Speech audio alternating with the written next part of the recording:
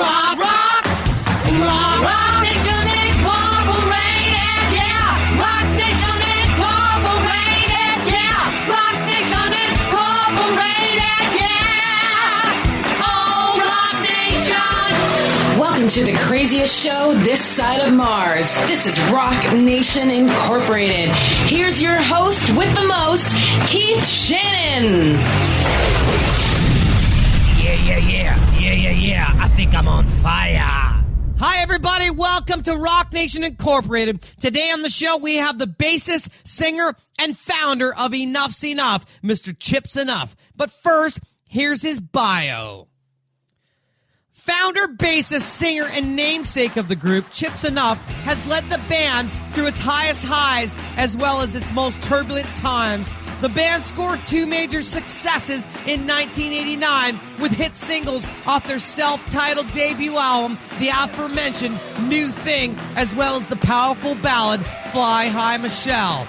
Both spent 46 weeks in the top 10 on MTV and earned them a gold record. On MTV in 1991, the band released their second album, Strength, which had Rolling Stone magazine calling them the Hot Band of the Year, as well as earned them numerous appearances on The Late Show with David Letterman. In the mid-late 90s brought difficult changes, but Chip kept the Enuff's Enough torch burning with several tours, both stateside and overseas as well. A steady stream of well-received studio albums. Now an esteemed statement of the music world, Chip continues to grow the Enuff's Enough brand and fan base, performing shows worldwide. He has also found a new passion in broadcasting, first as a frequent guest on Howard Stern's radio program, and more recently as a co-host on the TV show Man Cow TV. Crack, junkies, sluts, gods, and cocaine. Without further ado, please welcome to the show, Chip Znuff. What's going on, baby? A few of our favorite things, my friend. Yeah, baby. Why don't you tell us what you do, what's going on in your life today? Really your chance to plug anything you like, my friend. Well, I'm celebrating Thanksgiving today with my family here in lovely Blue Island, Illinois, which is right on the cusp of Chicago. I love it. Happy Thanksgiving to all my United States friends out there. Yep, and all my brothers and sisters out there as well. And a lovely day, nice and cold, 18 degrees here in Chicago. And I'm real excited about, we just released our brand new video off the new record, which is called Covered in Gold. We did the first single is The Stroke. We redid Billy Squire's classic. Nice. Video's being well received. People are checking it out. I'm real happy. Thanks, everyone. And getting ready to embark on a huge tour starting next year. Oh, that's so cool. Chip Znuff, do you swear to tell Rock Nation Incorporated the truth, the whole truth, and nothing but the truth, so help you God? I do. Perfect. Well, let's walk the walk and talk the talk. Here at Rock Nation Incorporated, we believe that success leaves clues, to quote Anthony Robbins. And what I try to share with my audience is the common thread, the rituals, the patterns, and the excellence that makes success possible. Chip, let's dive right into how you achieved all your success. Let's talk about passion, my friend. Tell me what you love about what you do. Well, since I've been a little kid, I've always hailed music. Used to watch Don Kirshner's rock concert and King Biscuit Flower Hour here in Chicago when I was younger. Went to Brother Rice High School in Chicago. And during high school, I eventually said, I'm going to put together a band. Probably didn't hit a home run doing that, but I eventually, after graduating, joined a band called D-Generation, punk band. Everybody knows who they are. Yeah. And moved out to Los Angeles. Had Fleetwood Mac's management company behind us. We were opening shows for the Grateful Dead and Boss Skaggs. Wow. I was 17 years old. Oh, my God, that's super cool. And eventually, the band D-Generation fell apart, and I ended up coming back home, my tail between my legs. And I was living at my aunt's house, and my Aunt Evelyn lived in a little town called Norco, California. She put the whole band up there, God rest her soul. And we rehearsed there. We did everything. When the band fell apart, I came back to Chicago and seen an ad in the paper for a band, and went for the audition, got the audition, went out on the road immediately after that and just toured and toured and toured. And after a 2-year stint driving around in a bread truck with sleeping on 45, 60 cabinets, that's PA, I eventually came back to Chicago and put together my band. And the reason I put the band in my band, Enough's Enough. And the reason I put it together is because we had something, I thought that I had an idea. I wanted to mix all the elements of the great bands I grew up listening to, like Led Zeppelin, Pink Floyd, Queen, Bowie, etc. Nice. And try to turn something into, at the time when we were playing, when we put the band together, there was a lot of metal and a lot of real super pop stuff. I just wanted to mix it all together and try to get a potpourri, for lack of a better term, I love it, of different styles of music and turn it into one thing. And Donnie and I had a vision, and that was to write the best songs possible. And after 5 years going through Chicago, and I'm telling you, it was tough. There was no dough at all. Enough Snuff would be opening for BTO one night, and we'd be off for a month, and then in that following month, Cheap Trick would come through town. We'd beg these national acts to let us play with them. Nice. Never asked for a penny. And eventually was discovered in Chicago by a guy named Derek Shulman, who used to be a singer from a band called Gentle Giant. They were great, a band over in Europe. And Derek was kind enough to offer us a deal. There was only a few bands on that roster, and we were signed to Atco Atlantic. In the old days, Atco had bands like Mountain and Atco was huge. Yeah, it was Bee Gees. They had some big bands, and then they fell apart. And Derek actually was with a company called Polygram, and he signed Bon Jovi. And because of Bon Jovi's success, Atlantic Records gave him his own imprint again, nice, which was Atco. And there was only a few bands on the label. It was Enough's Enough, Pantera, Bad Company, AC/DC, and there's a few other bands on there as well. That's pretty cool to be involved in those bands. Yeah, Electric Boys were on the label. No kidding. They were terrific. There was really good groups on there. And then we found ourselves trying to find a spot where we can get played. And lo and behold, we were lucky enough. We had Doc McGee managing us at the time. Did you really? And Bob Brigham. I did not know that. So the label sent us to bring us back to Chicago to shoot the album cover. We spent about $20,000 shooting this album cover with this guy named Tony Diorio. And we trashed the hotel room, had a motorcycle in there, and the image was more like Motley Crue. And Doc was smart enough to see, and McGee said, "Listen, man, why don't you guys use that peace sign?"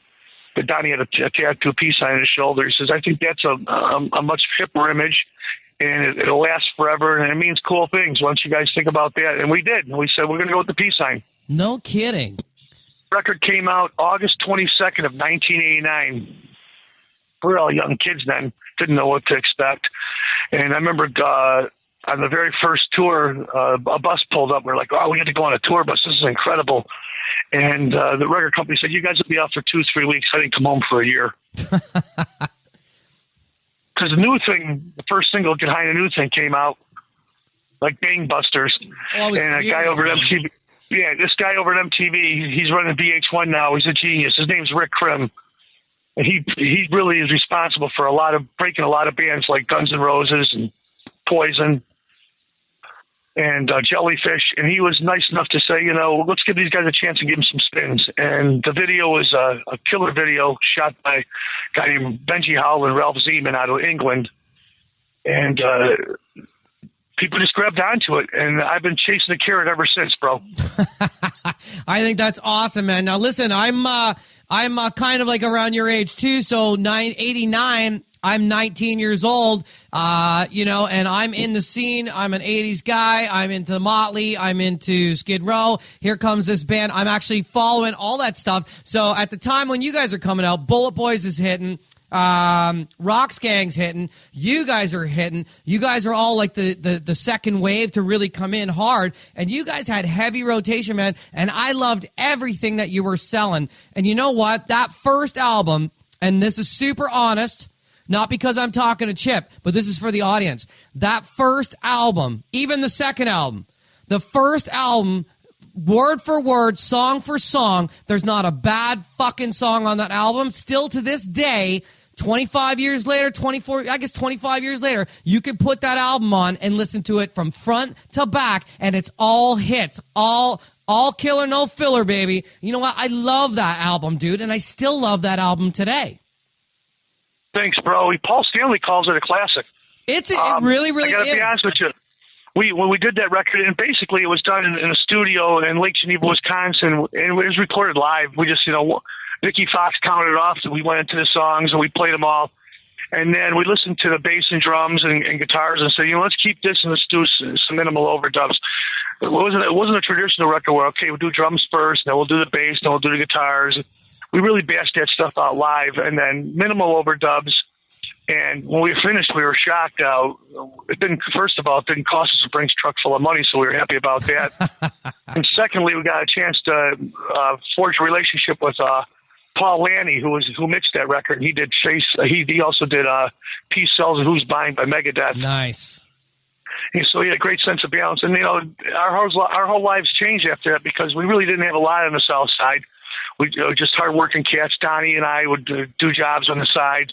He was an electrician, and he was also a carpenter and a plumber. The guy's incredible, okay? He can fix anything. And he'd drag me along on these jobs. I'm the older brother, but he would drag me along on these jobs so I can wet my beak and make a little bit of money. And we would just work and work and work. And then at nighttime, we found ways to rehearse. And for any band that's out there listening to this, you can't rehearse once a week. You got to play 5-6 nights a week. Yeah, baby. And you really tighten the screws up and make it great. And that's what we did. Those nights we didn't want to rehearse, and we just sit around and just a bunch of crap, and we wouldn't get anything done. There'd be girls in the studio, cocktails, everybody smoking. But for the most part, we would plug in and we'd play, and we would not just rehearse a song. We would play the whole set. We'd do that whole album in its entirety, bro. And that was our rehearsals, okay? When we got through the set, which was the whole record, then we can go on and go home and do whatever we're going to do and get ready for the next day. And that's how the band got super tight. And then we were lucky enough to spend a lot of time. Enuff Znuff went to Lake Geneva, Wisconsin to do our demos. And we were lucky enough to spend some quality time in the studio to learn the craft of making a record, because in the early days it was Donnie and I with a little 4-track. And I would play drums, and he'd play rhythm guitar, and we'd go through this whole song, and then we'd bounce tracks over, and I'd play bass, and I'd play guitar, and he'd play whatever, he'd sing. Nice. We'd sing in the same mic together because we didn't have a lot of tracks. Do you remember? Was it like a Porta 1 or something like that? Yeah, it was a small little Tascam 4-track we had. Nice. God, the old musicians remember that. That was how we wrote songs back in the 80s, man.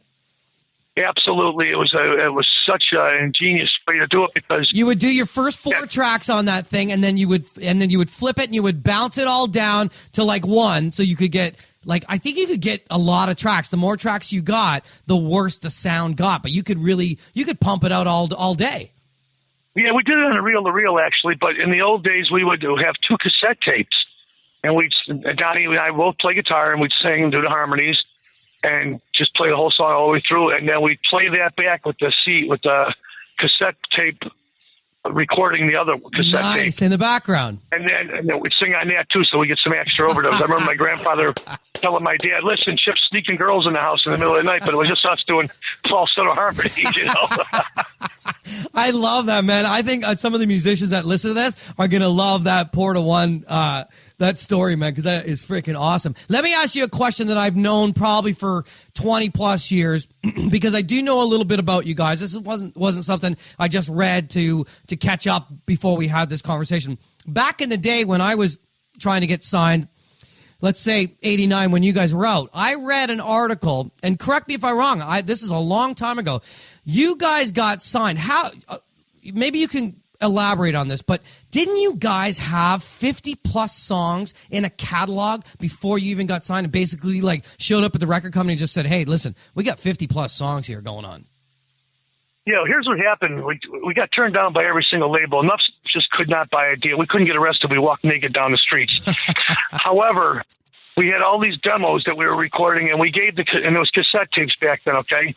So we gave our cassette tapes to Doc McGee, who came into Lake Geneva, Wisconsin, and he had a band called Skid Row, and they were recording there with Michael Wagner. So we had to wait until they finished the record before we can get in there. We gave them these cassette tapes, And Doc came back to me. He goes, Chip, I have 3 cassette tapes in my car. 2 of them are your band.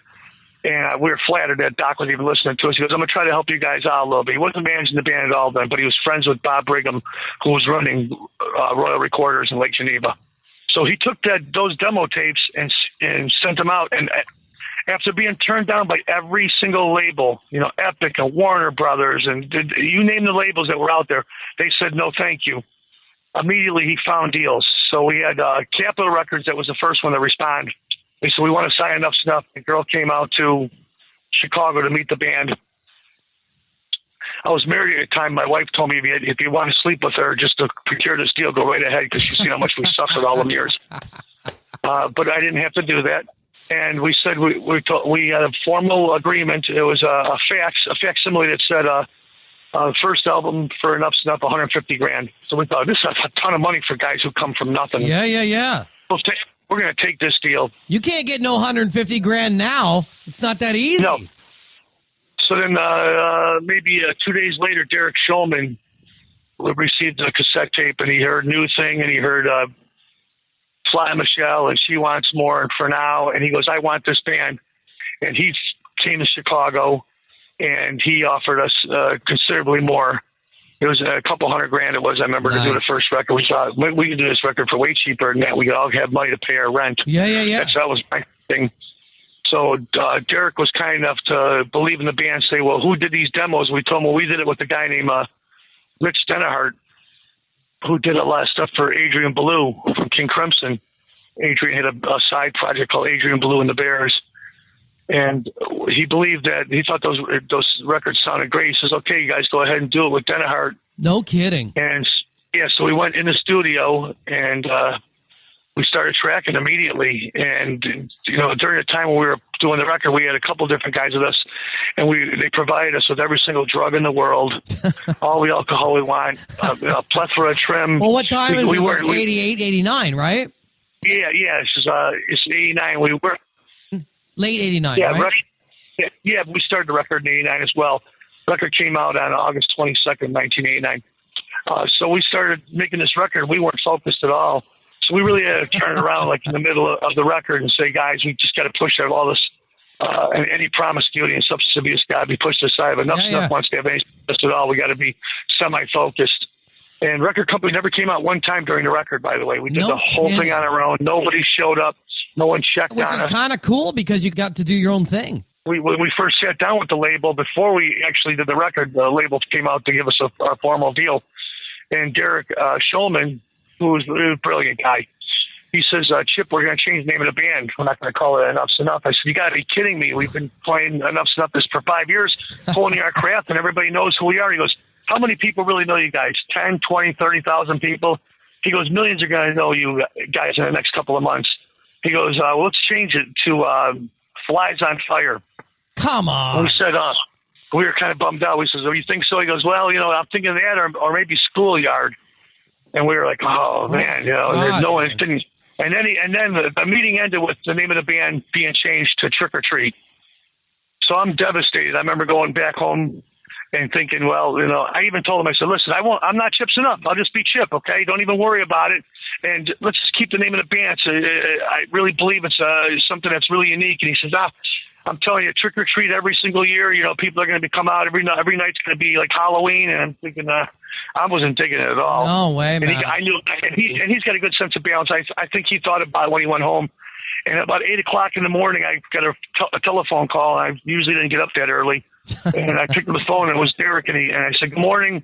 And it was Derek. He goes, Chip, you win. And I said, what's that? He goes, we keep the name of the band. And I remember I was so fucking happy. Thank God for that, man. Yeah. Thinking about that a few years before, like in 85, 86, as that movie came out called Trick or Treat that had Ozzy and Gene Simmons in it, and that would have been fucking terrible. Would have killed us before we even came out. Yeah. I mean, Enuff Znuff, obviously a band makes a name doesn't make a band, and Enuff Znuff maybe is a silly name, but it's very unique sounding. Well, what is Green Day, man? Green Day doesn't make any fucking sense at all, I mean, there's a lot of silly names for bands, and they've done Toad the Wet Sprocket, and they've had a lot of success. They've done the Goo Goo Dolls. Exactly. There's all kinds of silly names out there. It's the music, man. It's the music. It really, and the music. A band makes a name does not make a band. Hell yeah. Hallelujah, brother. Yep. I love that, man. I love that. I love that story, man. I think the Rock Nation Incorporated Army is really going to gravitate towards that. And I want to pump the hell out of your stuff because I've been a huge fan for years, man. And you know what? Time tells all. And when you can listen to an album 25 years later and it still fucking kicks ass, I mean, I love it. I was listening to some stuff tonight just before you came on, just to, I hadn't listened to it in a while, and I was just like, fuck, man, this stuff sounds as good as the day it came out. Well, we spent a lot of money on those records, and remember, those were not, Pro Tools wasn't predominant back then, so all the bands, not just us, every single group out there was all recording on analog, a 2-inch tape, or at least the ones that were going to matter, and I thought for us it was real important to make a incendiary record with the right parts and the right sound. So everything, there was no editing on those records. It was just us bashing it out and playing live. And if you don't play well, you can't fix it. That's right. Not like today. With Pro Tools, you could take your time and just punch stuff in and cut and edit and paste. That's right. Back then, it was to get a good performance or forget it. That's true. And we did. And that first record came out of the box, the first Enuff's Enough album. And we were immediately on tour. We went out with Badlands, J.K. Lee. Did you really? And Ray Gillen, and also no kidding. Eric Singer from Kiss. Yeah, they had a band called Badlands, and they were bigger than we were in name-wise, but we had more action happening because we were in the top 10 on MTV every day. Yeah, you guys were on rotation.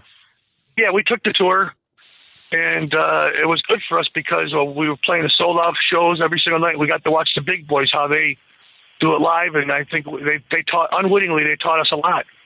I love that, man. How was that? It must have been a crazy first tour. I mean, this is your first real Every single show completely sold out.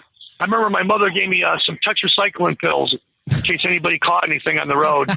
and then Ray, every single night, Ray would come up to me and goes, "Hey, man, you got any of those tetracycline pills?" And I go, "Bro, if you got a cold or anything, that's not going to do any good for you if you're drinking alcohol," because he was pounding alcohol. They were big drinkers, those guys.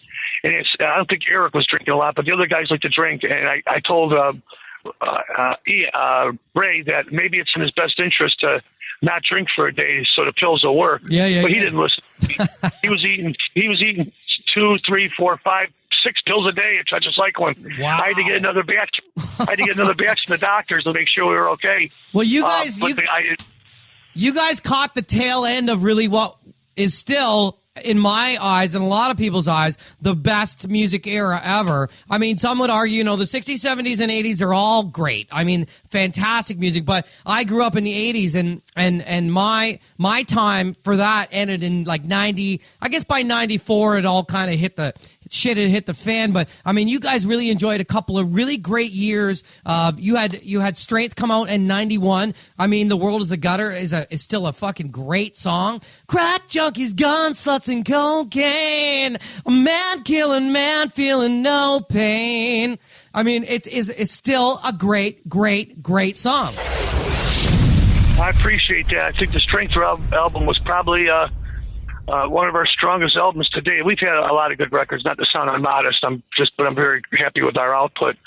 But that second album, we spent a lot more money on it, that's for sure, because the first album did so well. And we recorded a double record. It was a double record, and the record company heard all the songs and said, "Listen, it's too much information, and maybe you guys should just cut it down." It was Derek Shulman's call there, but it was a double record that we made.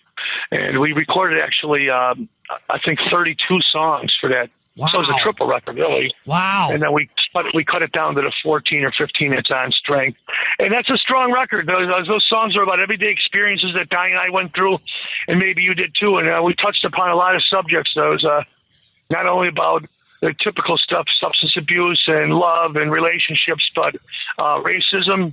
And I think that we really nailed it right there. But the record was almost too smart. And when it came out, there was a change of the guard there because you had Pearl Jam, Soundgarden, Alice in Chains, all that Seattle stuff came out there, Nirvana. And so people were gravitating toward bands that weren't fashionably like the bands that we grew up loving, Bowie and Sweet, Cheap Trick, I was living on the Sunset. I was actually living on Hollywood Boulevard behind the Chinese Theater in '91 when that Alice in Chains album dropped. And I remember Man in the Box was a really cool song, but I was still, I had my white blonde hair all spiked up, glammed out. And I was, living in Hollywood. I was fucked up and crazy and trying to get a record deal and stuff like that. And I remember that Chain song had come out, Man in the Box, and Man in the Box was a really fucking great song. It was just a heavier version of things that were kind of going on, but the singing had not really started to take that change yet. And then I know when I came back to Canada, back to Toronto, the Nirvana song was really big. I think I bought the Alice in Chains album in '91, and then I think the summer of '91, I could be wrong, as that fucking Nirvana song hit, and that's what kind of fucked up all of our shit. Well, rock and roll has always been about fashion as well as art. So when those bands came out, they just downplayed it. There's nothing wrong with them. They just said to themselves, "We're not going to look like rock stars here. Yeah. We're going to wear flannels and boots and shorts, and that's going to be the image." And a lot of people grabbed onto it. And at first we certainly scorned it, but then we seen, well, maybe it's better. Maybe we should cut our hair like Pantera did when they came out. They were really flamboyant and colorful, and almost glam. Pantera was super glam. Yeah, a lot of bands were. We said, well, maybe we'll downplay it a little bit. And we tried to, I think we just did it a little bit too late. If Enuff Znuff would have came out in '87 or '88, we'd see we'd be in a different frame of mind right now when it came to music, because certainly for us, we wouldn't have got caught in the shuffle.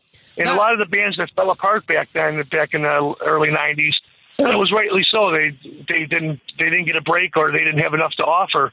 We had the songs, and all our rock star buddies from all the big bands embraced us. So that was our creme de la creme. And we thought maybe it's the guys in Kiss and Aerosmith and Cheap Trick and all them cats think Enuff Znuff's the real McCoy. Well, we got to keep going. We can't stop. We got something here, and maybe we'll get a chance to slip through the cracks again and get another little break, because we certainly had a fantastic break with being on the charts for 60-something weeks on MTV, and that set a nice map for us for the future. Yeah. Listen, there's so many bands. There's too much product, not enough demand. There was just so much stuff going on there, so it was easy for any great band. Look at Jellyfish. That band should have been massive and huge, and they just didn't get the break. Or London Choir Boys, another band, should have been huge. Yeah. They just didn't breaks because there's too many bands out there, and it's tough. And nowadays, when you're a new group, I think your best bet is to go out there and try to find a tour where you can get out there and play shows, and then have somebody working your tunes where you can find a movie or a soundtrack, a TV show, a commercial where you can brand yourself. Then you got a chance. You really do. Or a podcast like this where people are actually tuning in and paying attention to the bands they love. And let me tell you, every musician, anybody that's listening, any guy in music, don't give up if you're just not getting any action happening right now, because we're on the same map right now when it comes to songs. Record companies and management companies and agents, they're all looking for that one thing, which is the next great song. And we're all one tune away. You get a song in something, and you got a chance to have a career.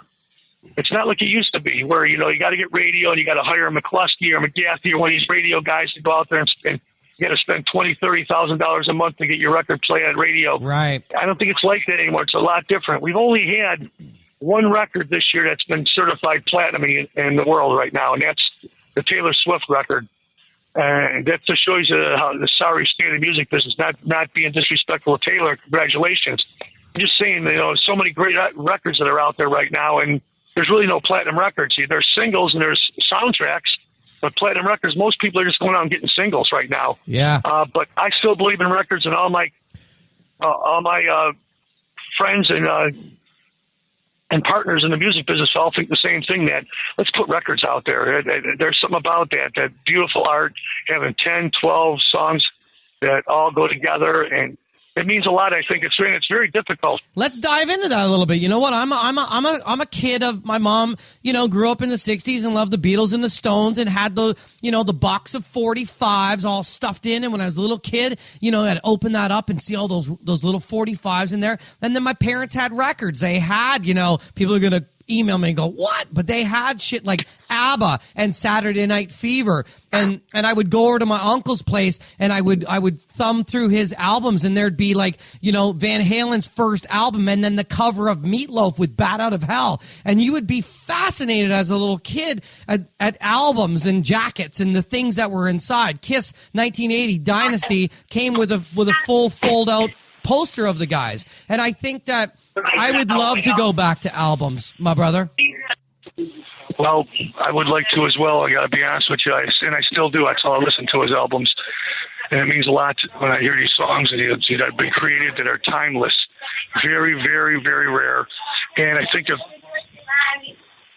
bands continue to do that and try to put out great records, you'll see the music business still flourishing, and maybe it'll come back to that. But right now we're in a singles era, and I think that you got to put out a great song first, and you need to really hit social media, and you have to do a video as well. Yeah, you got to get some people can see the song. I think the wave of the future for me is a 10 or 11 song record with a 10, 11 song video as well. Every song deserves a video. I love that, man. I love that. So, Chip, you're celebrating your 30th anniversary with the launch of the new album, Covered in Gold. Let's talk about that a little bit, brother. Oh, new record. To me, it's brand new. Anybody out there that doesn't know who Enuff's Enough is, to hear these songs, they might know that. And they'll go, well, I don't know the band, but, man, I know these songs. And that was the modus operatus behind making the record. I think it's brilliant. I saw it. And it shows all, and we wear influences proudly on our sleeves as the bands that we all have grown up with, and perhaps the audience is as well. A nice potpourri of different artists. You know, it goes from Bowie to Cheap Trick to Queen to Billy Squier to, of course, the Beatles, because you are what you eat. I think we mixed it up pretty good. It's a nice little record to hold everybody over until another studio record's available. I love that, man. I'm going to promote the hell out of you guys because you know what? You guys are one of my favorite bands of all time. I have no shame in saying that because I really, really, really, really, really love you guys. I loved you guys for 25 years. Chip, do you have a charity or cause, a charity of choice, something that's close to your heart? Yeah, fmworldcharities.org. And what FM World Charity does is we have doctors that go on the road. We go on the Warped Tour and these different tours, and we give free cancer screening to all the kids out there to show up at the concert. That's and amazing. I'm behind that. There's a bunch of charities out there, but that's the one that's really closest to my heart. I'm a musical director there. And we donate guitars from Guns N' Roses and Queen, Cheap Trick. They've all signed these guitars, and we just put them on auction. And it helps all these children around the world that don't have any insurance and can't be tested. Oh, dude, that is so cool, man. Chip, what's the best piece of advice you can share with our audience today? Who cares who drives a bus? Let's get to the picnic. Luck is when preparation meets opportunity, bro. So if you're out there and you're playing, you're making music, whatever you're doing in life, just do the best you can. Treat everybody well. It's nice to be nice to the nice. I love it, I love it, I love it. And now we enter the speed round. The speed round, there is no right or wrong answer, just your personal preference. Chip, here we go. Analog or digital recording? Analog all the way. It's the best. Nothing comes close to it. But if you can't afford that, well, then you got to go digitally. Records, tapes, CDs, or iTunes? Records all the way. All the artwork, and you got all the information on it, where the record was recorded, who the players are, who was involved in it. There's nothing like it. The songwriters, everything's on there. It's great. I miss that. Record companies or self-publishing? Record companies. Those jagoffs have a Brinks truck full of money. They can help you more than you can help yourself. Before the gig or after the gig? That's a good question. I like before the gig, but after the gig you get paid, so that's cool. Where are you most comfortable, Chip? On stage or in the studio? In the studio. I enjoy creating, and you can go over and over and over and really make it great. But live shows, there's nothing like it. You just do it once, and it better be right. I love it, man. What's your favorite curse word? Pikachu. Today or tomorrow? today. Before we say goodbye, there are a few more questions I know the audience is dying to know. Chip, what's your preference, dogs or cats? I just love animals, period, okay? I can't pick one or the other. Oh, I love them both. That's a good answer because I'm an animal lover. Chip, beer, Me wine, too. or hard alcohol? How about pot? Well, yeah, you know what? I'm going to put that one in there for you. Yeah. All right, last question, my friend. The Beatles or the Rolling Stones? Song-wise, the Beatles, image, Rolling Stones. Yeah, baby. Awesome interview. Thank you so much for your transparency and your insight into your thoughts of success. Chip, tell everybody again what you have coming up, where you're going to be, how we can get a hold of you. Then we can say goodbye. New record's called Covered in Gold. It's on iTunes, Amazon, and any cool record stores out there. And the new videos, we just put it out. It's called The Stroke. You can check it out on YouTube right now. And I wish everybody out there, may the best thing that happened to you last year be the worst thing that happens to you this year. I love it, I love it, I love it. I now declare this day as Chip Znuff Day. Yeah, baby!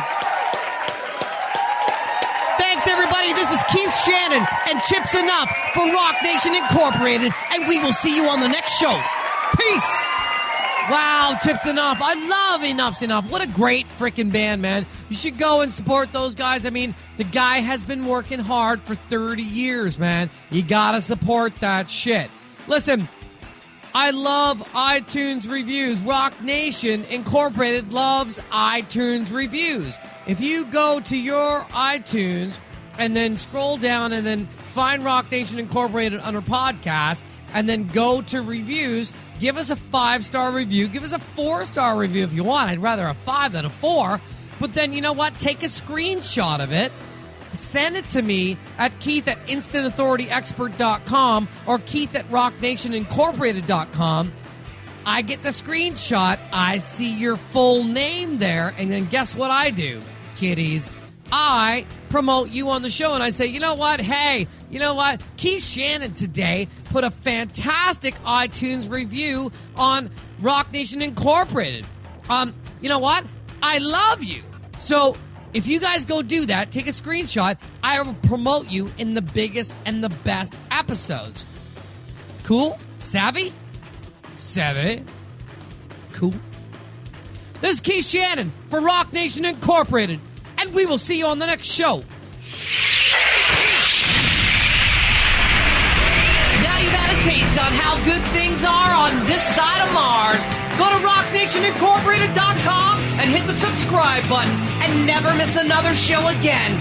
And remember, people, rock and roll will never die. This is Keith Shannon for Rock Nation Incorporated. We will see you on the next show.